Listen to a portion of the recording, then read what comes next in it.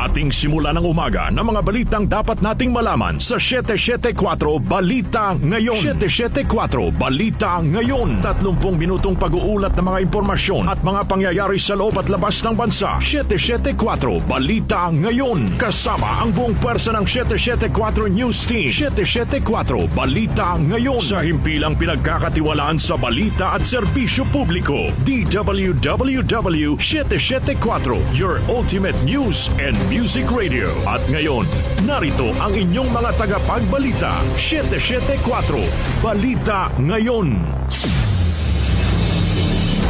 774 Balita Ngayon.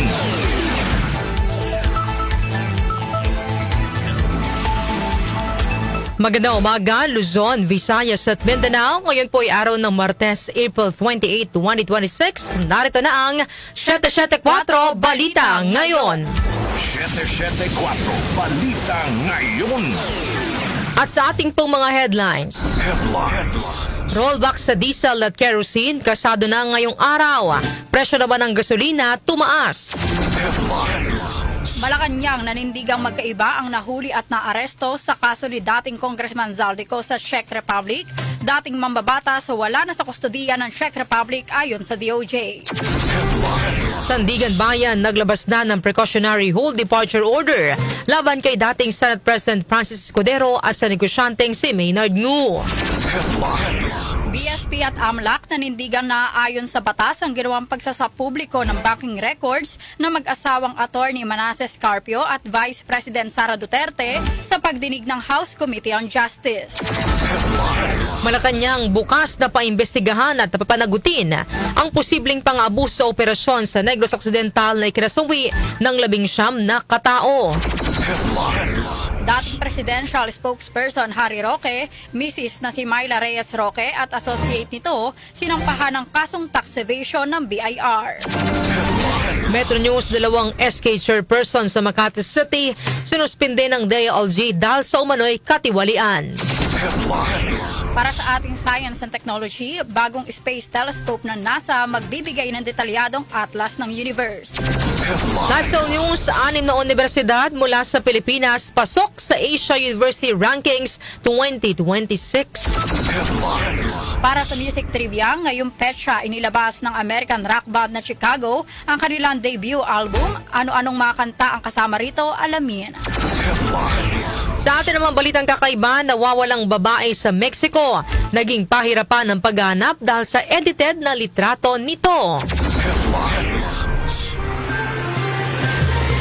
Ang ating po oras, 6:38 ng umaga. Kami po ang iyong tagapagbalita, Darlene Olanyo. At Rose May Miranda. Narito naman po ang detalye ng mga balita. 774 Balita Ngayon. Epektibo na ngayong araw ang panibagong rollback sa presyo ng kada litro ng diesel at kerosene. Sa anunsyo ng Department of Energy, nakasaad na bumaba ng 12 pesos and 94 centavos ang presyo ng kada litro ng diesel. Ang kerosene naman ay may rollback na 15 pesos and 71 centavos kada litro. Ang gasolina naman ay may bahagyang pagtaas na 54 centavos kada litro. Kasabay po nito, tiniyak ng DOE na may sapat na supply ng langis ang bansa, kasunod na rin ng una ng pagdating ng 4 na shipment ng diesel na nasa 178 million liters na dagdag na 5 days worth ng buffer stock ng bansa. Samantala, crowd management sa mga ayuda payout sites paiigtingin ng PNP.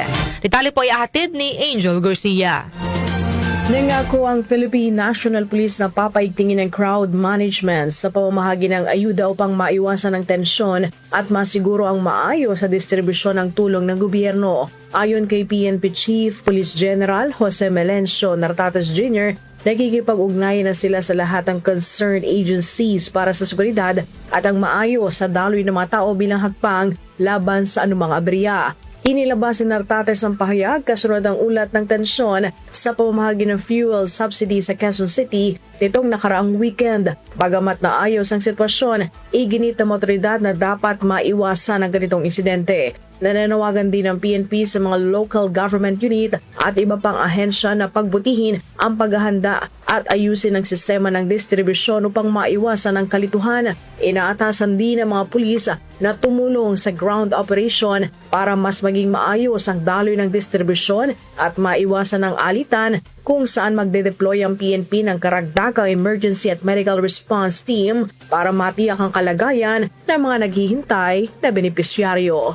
Angel Garcia ng DWWW 774, your ultimate music radio. Maraming salamat, Angel Garcia. 774 Balita Ngayon. Nilinaw na Malacanang na walang premature sa naging anunsyo ni Pangulong Ferdinand Marcos Jr. ukol kay dating Congressman Zaldico na umano'y nahuli sa Czech Republic.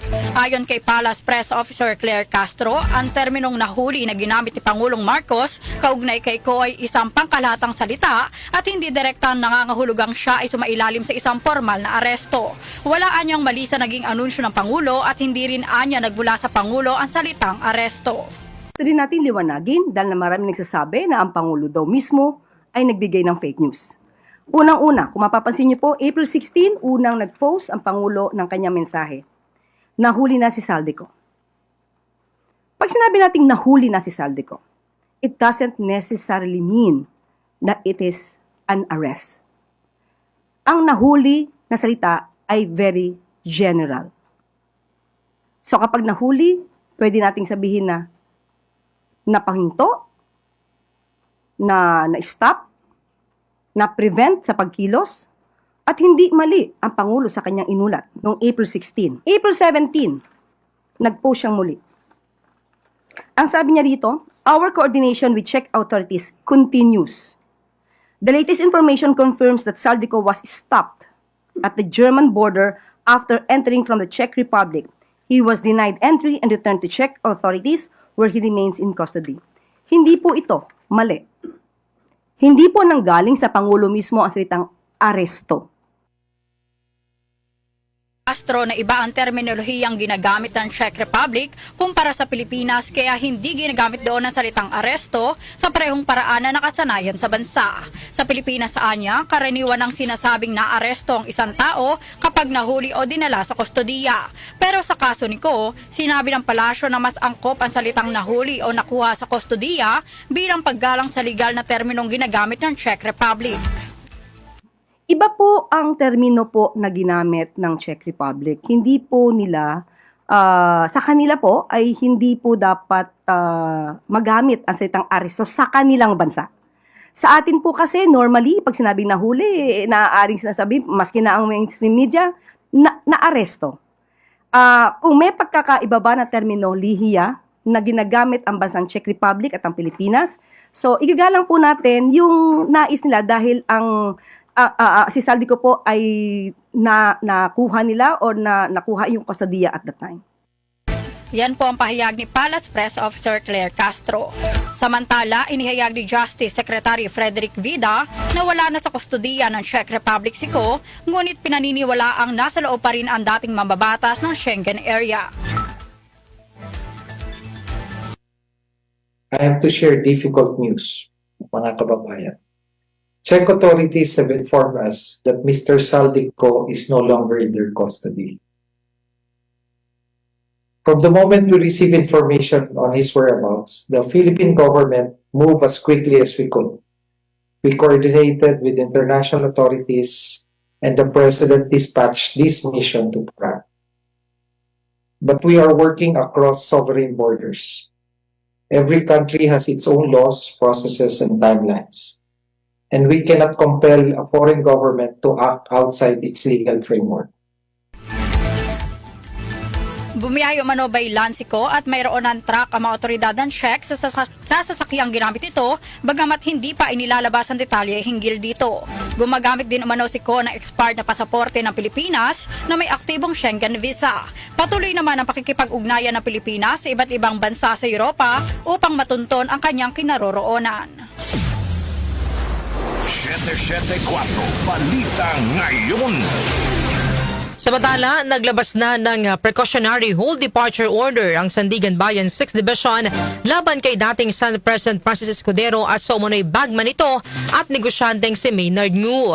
Batay sa dokumentong inilabas ng Anti-Graft Court, inatasan nito ang Bureau of Immigration na ilagay sa hold departure list ang mga pangalan ni Escudero at Ngu upang mapigilan ang kanilang paglabas ng bansa.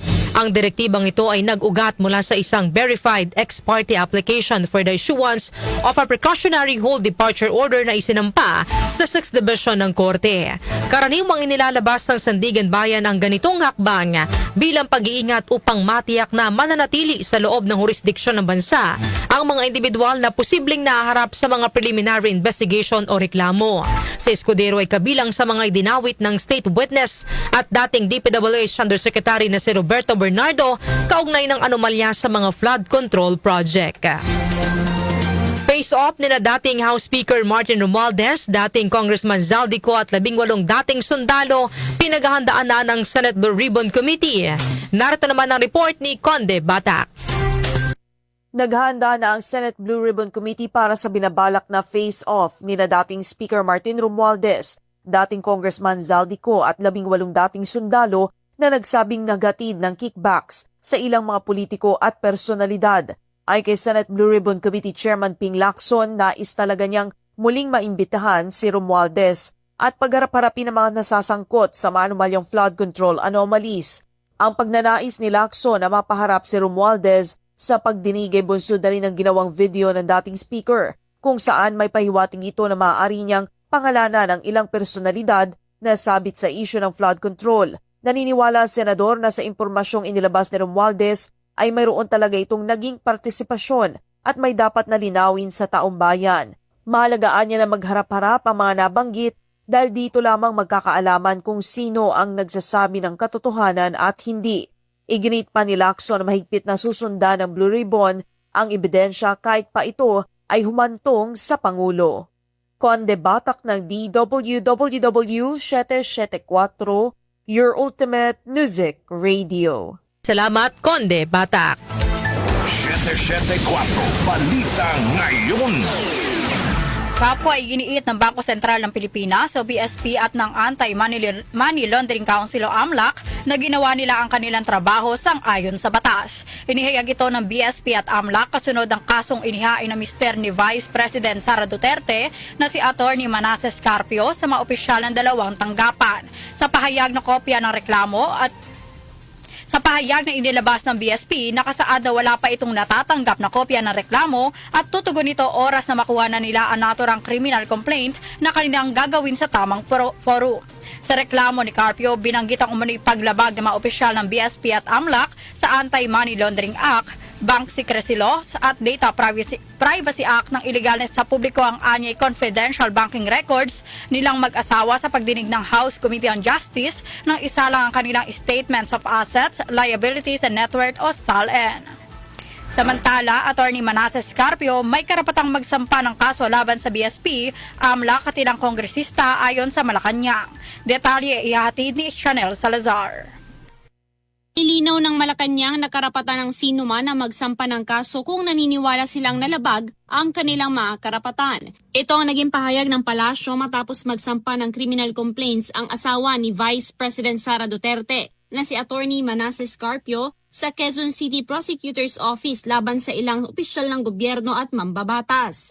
Ayon kay Palace Press Officer Claire Castro, hindi nasaklaw ng palasyo o ng Pangulo ang magiging kapasyahan sa mga reklamong inihain. Gayunpaman may tiwala ang administrasyon sa hudikatura at alam ng mga hukom at piskal kung paano timbangin ang batas upang malaman kung may sapat na basihan ng kaso o dapat itong ibasura. Karapatan po ni Numan na magsampa ng kaso. Ang tanong lamang po kung ito'y magpo-prosper. So, hindi na po hawak ng palasyo at ng Pangulo kung ano magiging desisyon ng korte. Ang mga korte po natin, ang mga judges natin, pati justices, ay matatalino.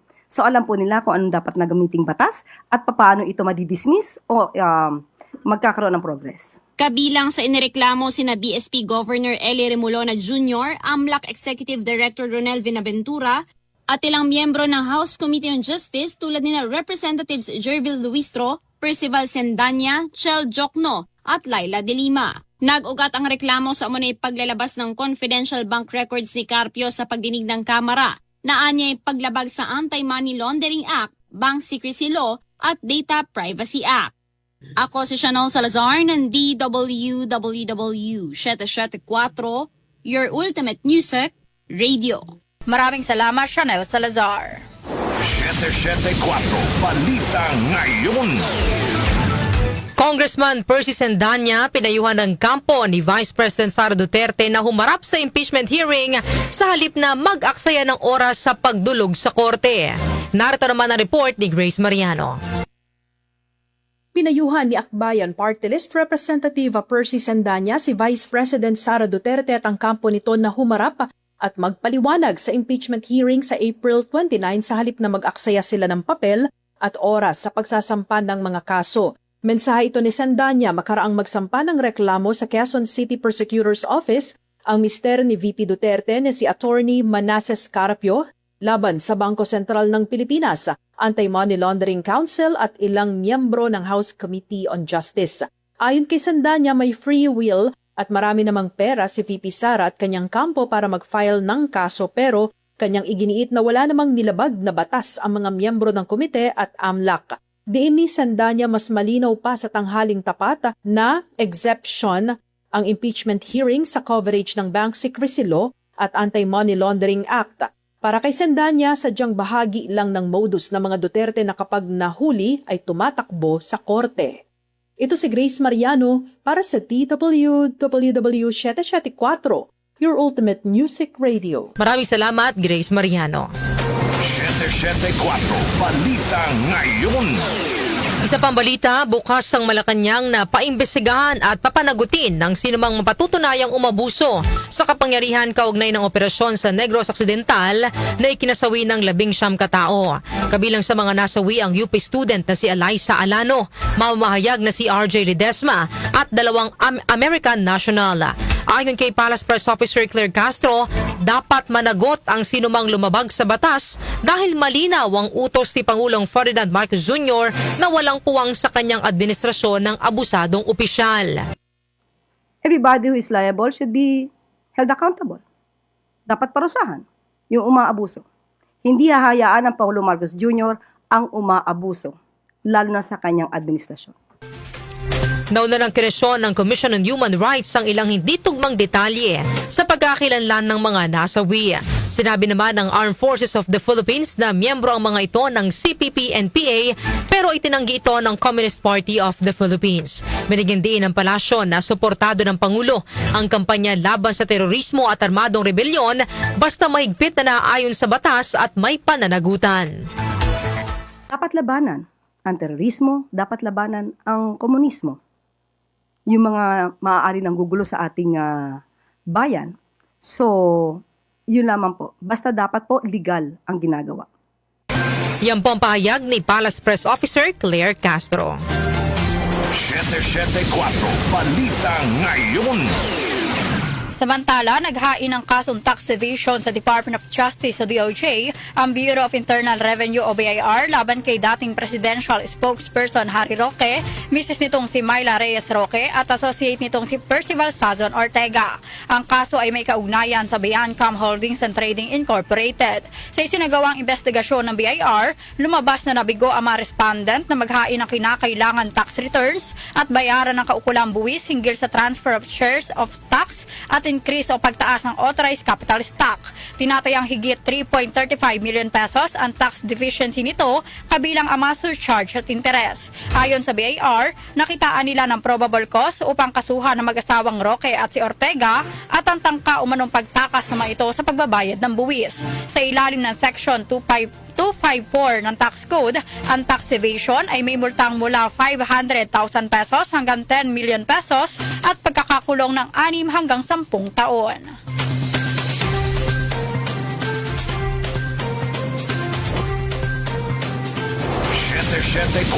Balita Ngayon. Oras po natin, 5 minuto. Bago mag-alas 7 ng umaga, kami pa rin po ang inyong tagapagbalita, Darlene Olanyo. Ako naman po si Rosemary Miranda. 774 Balita Ngayon. Metro News. Pinatawan ng suspensyon ng DILG ang dalawang sangguniang kabataan o SK chairperson sa Makati City dahil sa umano'y katiwalian. Kinilala ni DILG Secretary John Vic Rimulya ang mga SK chairperson na sina Natalia Georgiana Tupas ng Barangay Dasmariñas at Cecilia Luis Yabot ng Barangay Magallanes. Suspendido ng 6 na buwan si Tupas dahil sa umano'y paghingi ng 20% kickback mula sa isang supplier para sa isang Halloween project. 3 buwan naman ang suspensyon kay Yabot matapos umanong magsumite ng mga dokumentong may pekeng lagda kabilang isang SK kagawad na nasa ibang bansa. Ayon kay Rimulya, posibleng maharap si Tupas sa mga kasong direct bribery, paglabag sa Republic Act No. 3019 o Anti-Graft and Corrupt Practices Act at falsification of public documents, habang si Yabot at ang kanyang treasurer ay maaari ring maharap sa kasong falsification. Foreign exchange rates. Foreign exchange rates. Narito na ang update sa ating foreign exchange rates. Ang palitan ng piso kontra dolyar ay nasa 60 pesos and 74 centavos, nasa 71 pesos and 13 cents naman ang palitan ng piso kontra euro, habang ang British pound ay nasa 82 pesos and 10 centavos. Ang palitan naman ng piso kontra Saudi Riyal ay nasa 16 pesos and 19 cents, habang ang Japanese yen ay nasa 38 centavos. Lotto results. Lotto results. Update naman po tayo sa resulta ng Lotto. Iatid po sa atin ni Jackie Maestrado Rubio. Ang bahaging ito ay hatid sa inyo ng Philippine Charity Sweepstakes Office. Pagkakaisa para sa kawang gawa. Narito ang recap ng resulta ng April 27, 2026 draw ng Grand Lotto 655 at Mega Lotto 645 ng Philippine Charity Sweepstakes Office. Para sa Grand Lotto 655, ang winning number combinations ay 43, 19, 20, 12, 21, at 51. Muli ang winning number combinations ay 43, 19, 20, 12, 21, at 51. Mayroon itong jackpot prize na 69,508,293 pesos and 74 centavos. Sa Mega Lotto 645, ang winning number combinations ay 6, 4, 5, 27, 34, at 11. Muli narito ang winning number combinations na 6, 4, 5, 27, 34, at 11. Kagabi, 2 bettors ang nanalo ng jackpot prize na 45,568,562 pesos and 29 centavos.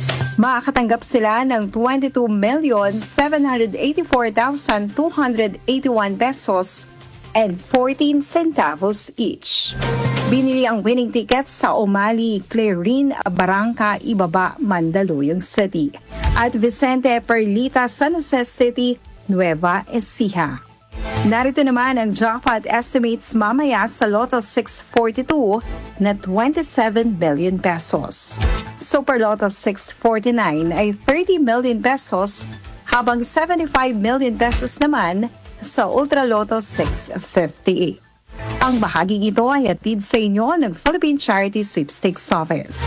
Pagkakaisa para sa kawang gawa. Ako po si Jackie Maestrado Rubio ng DWWW 774, your ultimate music radio. Maraming salamat, Jackie Maestrado Rubio. Science and Technology. Science and Technology. Opisyal nang ipinakilala ng NASA ang kanilang pinakabagong space telescope na nakatakdang magbigay ng pinakadetalyadong atlas o mapa ng universe at suriin ang mga misteryo ng dark matter at dark energy. Ang Roman Space Telescope ay inaasahang matutuklasan ang libo-libong planeta na posibleng magbibigay ng kalinawan sa kung ilan ang maaaring nasa labas ng ating solar system.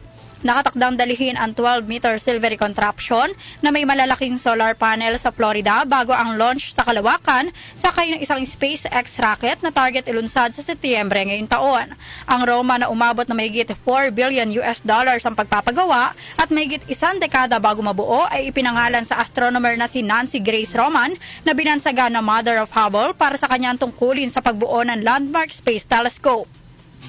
Sinabi ni Mark Melton, isang systems engineer sa Goddard Space Flight Center, na magpapadala ito ng 11 terabytes ng datos kada araw sa Earth na magbibigay daan sa NASA na matuklasan ang mga area of interest na maaaring investigahan ng mga complementary telescope tulad ng James Webb Space Telescope.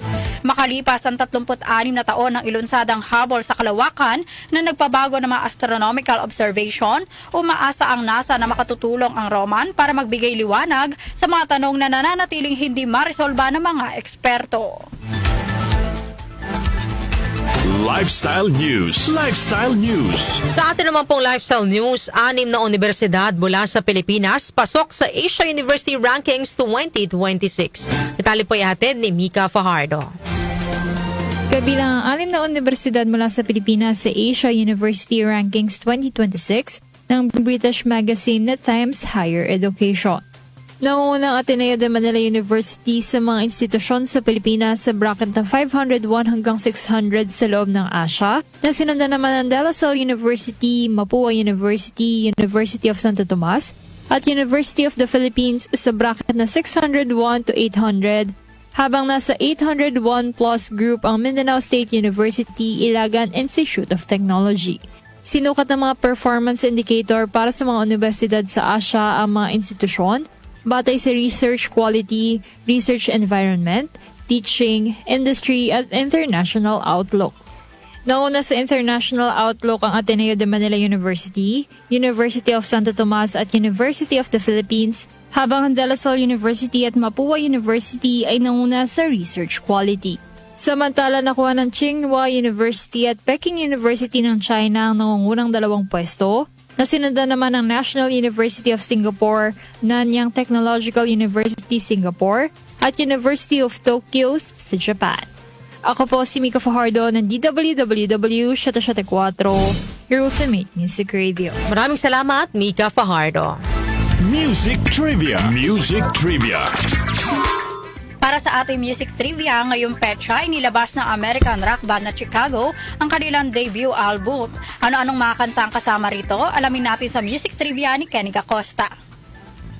Blessed Tuesday morning, narito na ang hatid ko sa inyong music trivia. Ngayong petsa na ito, April 28 taong 1969, nirelease ng American rock band na Chicago Transit Authority ang kanilang debut album na may kaparehong titulo. Ang Chicago Transit Authority ay kalaunay pinalitan ng kanilang band name na tinawag na lamang bilang simpleng Chicago. Umabot sa number 17 sa Billboard 200 noong 1971, ang Chicago Transit Authority album natanatili sa music chart sa loob ng 171 linggo. Kabilang sa mga kanta sa naturang album ay ang Does Anybody Really Know What Time It Is?, Questions 67 and 68 at ang Beginnings. Ang Chicago Transit Authority album ang nagbigay ng nominasyon sa Chicago bilang Best New Artist of the Year sa Grammy Award noong 1969. Binigyan din ng album ng Certified Double Platinum Award ng Recording Industry Association of America o RIAA. Noong 2014, naluklok ang Chicago Transit Authority album sa Grammy Hall of Fame at binansagan bilang isa sa mga culturally, historically or aesthetically significant ng Library of Congress at napili upang i-preserve sa National Recording Registry sa Amerika. At yan hatid ko sa inyong music trivia. Ako po si Kenny Acosta ng DWWW 774, your ultimate music radio. Maraming salamat, Kenny Acosta. Balitang Kakaiba. Sa atin naman pong balitang kakaiba, nagdulot ng debate sa social media ukol sa labis na paggamit ng filters at image editing tools ang pagkawala ng isang babae sa Mexico. Ito po'y dahil nahirapan ang mga otoridad na hanapin ang nawawalang babae dahil malayong-malayo sa totoong itsura nito ang pinagbasihang litrato ng mga pulis. April 12 nang iniulat na nawawala ang 30 years old na si Grecia Guadalupe Orantes Mendoza. Agad na inilunsad ang mabilisang paghahanap sa babae at nagpakalat ang pulisya ng mga poster gamit ang mga litrato niya mula sa social media. Ngunit ayon sa mga taong nakakakilala kay Gracia, hindi nito kamuka ang mga litrato na ginagamit sa missing persons poster. Dahil sa dami ng filters na ginamit sa litrato, nahirapan ang mga lokal na residente na makilala si Gracia. Kaya hindi rin siya agad nahanap ng mga otoridad. Sa kabutihang palad, natagpuan siyang buhay makalipas ang ilang araw sa isang highway at kasulukuyang iniimbestigahan ng kaso. Ayon sa mga eksperto, bagamat pinakamadaling kunin ng mga litrato sa social media, ang paggamit ng filters at artificial intelligence ay nagiging malaking hadlang sa mga operasyon ng pulisya sa halip na makatulong. So yan, paalala sa mga mahilig gumamit ng filter, no, RM, sa pagpo-post sa social media. Talagang ngayon yan, maraming gumagamit ng mga filters, no, yung mga ini-edit yung pictures.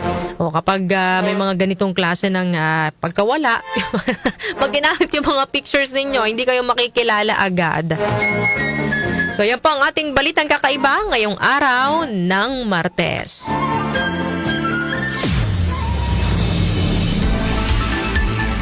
At bago tayo magtapos sa ating balitaan, narito po muna ang ating katanungan ngayong araw ng Tuesday para po sa ating programang Opinion Mo, Opinion Ko.